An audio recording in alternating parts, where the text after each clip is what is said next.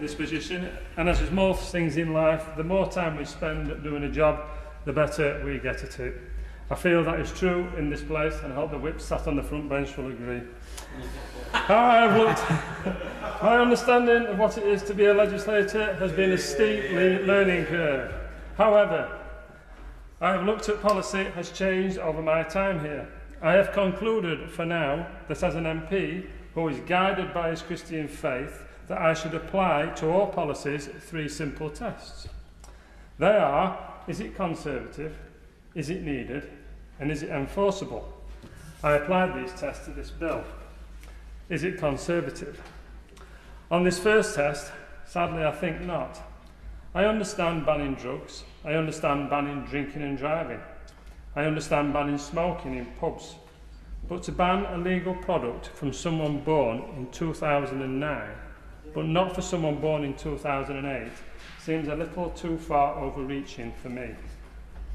It is also creating that nanny state I and many others speak about. This has so many implications. Where does it end? Obesity is killing as many people as smoking. So are we to ban McDonald's, KFC, Dunkin' Donuts, chocolate? Alcohol is another killer. Do we ban that too? Driving accidents. Do we ban motorbikes, fast cars? Fires. Do we ban candles? What about Scotland's law on supposed hate speech?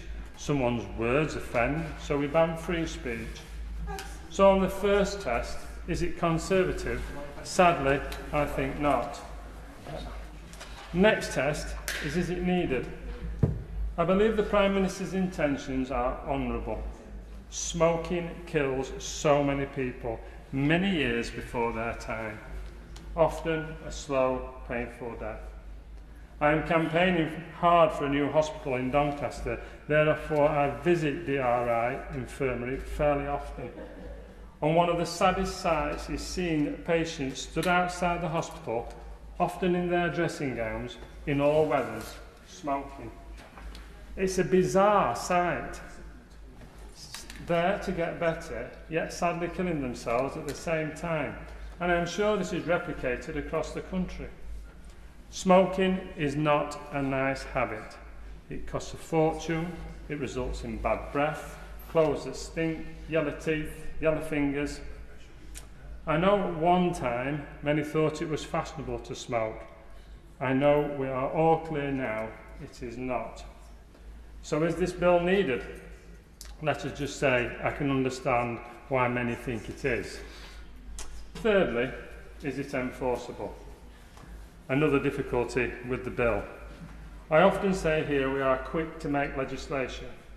However, often the problem is we are simply not enforcing the legislation we already have in place. Many of our streets have issues with the use of banned substances and illegal activities. The use of cannabis is often ignored, even though we can smell it on many streets. Prostitution, again illegal, but often ignored. Quad bikes on our streets, maybe not ignored, but often so difficult to deal with. So are we going to spend time prosecuting shop assistants for selling cigarettes to a 35-year-old when their 36-year-old friends can still buy them? I think not. I understand the hope that by then the 35-year-old will not want to smoke. But like most things, when something is banned, an unregulated black market is created, often turning law-abiding citizens into criminals. Never a good thing to do. So as far as my 3 tests go, this legislation only really passes 1. This bill, therefore, is a struggle for me to support. I also want to go back to my first point. Is it conservative? And more importantly, is it more evidence of the creation of that nanny state? I believe so. If we take more and more decisions away from adults, then more adults will continue to rely more and more on the state to make decisions for them.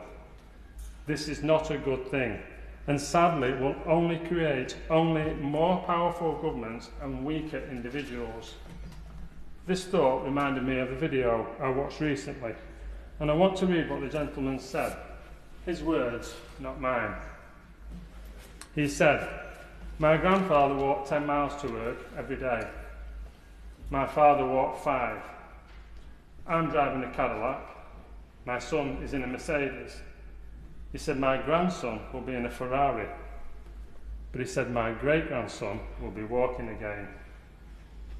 I asked him why. Why is that? And he said to me, "Tough times create strong people. Strong people create easy times. Easy times create weak people. Weak people create tough times. Many will not understand, but we have to raise warriors. Nanny states do not raise warriors. They create weak individuals. And as the man said, weak individuals create tough times. I want a society to help raise warriors, as I believe going forward we are going to need as many as we can find, smokers or not. Just finally, is it Christian to support or not support this bill? I am sure there are arguments on both sides, but we start each day in this place saying the Lord's Prayer. We ask our Lord, "Lead me not into temptation." We do not ask him to take temptation away. No, I think our Lord wants us to be warriors too, to be able to withstand the many temptations this world offers. I also think he wants us to make decisions, not sit on the fence. I therefore can't abstain. I believe that will be the easy option. I will be therefore voting against this bill, not because I want to, not because I want young people to smoke, I don't, but I want them to be warriors who can say no to the many temptations they may face. Educate them and then get them to rely on themselves to make the right decisions, not rely on the state to make decisions for them.